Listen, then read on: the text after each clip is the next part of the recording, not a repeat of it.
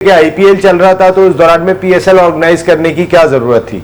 देखिए, कप्तानी फ्रंट की बात की जाए, कराची के कप्तान शो हो गया। जो ओवरसीज प्लेयर कप्तानी कर रहे हैं ऑस्ट्रेलियन, उनसे ये पूछिए आपने टीम क्या सिलेक्ट की है। मीर हमजा इस टीम में ड्रॉप होने वाला प्लेयर है?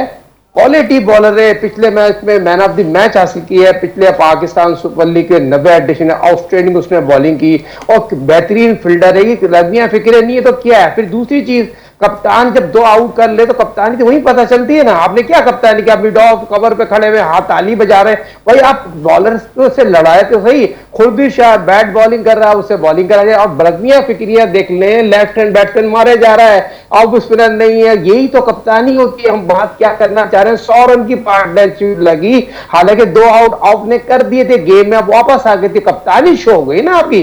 कप्तानी उस तरह की नहीं, फिर बैट फील्डिंग हो, फिर गैप कप्तानी हो, फिर अब तवक्को रख रहे हैं कराची मैच जीतेगी। इम्पॉसिबल। कराची अगर इस तरह का कप्तान होगा फिर अब मीर हमजा को नहीं खिलाएंगे, जो आउटस्टैंडिंग क्रिकेटर हो, जो आउटस्टैंडिंग फील्डर हो और इनपुट डालता हो पाकिस्तान सुपर लीग में। और कराची कहां गई थी लास्ट टाइम, उसने सबसे ज्यादा मैनेजमेंट। साजिद भाई, आप ये नहीं समझते कि कैप्टन अगर अपना ही हो तो ज्यादा बेहतर होगा? शान मसूद उनके पास एक बेहतरीन ऑप्शन मौजूद है, जो अपने प्लेयर्स को डोमेस्टिक में भी जानते हैं, उनके पोटेंशियल भी जानते हैं, उनकी एबिलिटीज को भी जानते हैं। वार्नर कितना जानते हैं आपको पता है। केन विलियमसन का भी इंतखाब किया था न्यूजीलैंड के फॉर्मर कैप्टन का, लेकिन वो इंडिया से नहीं आए।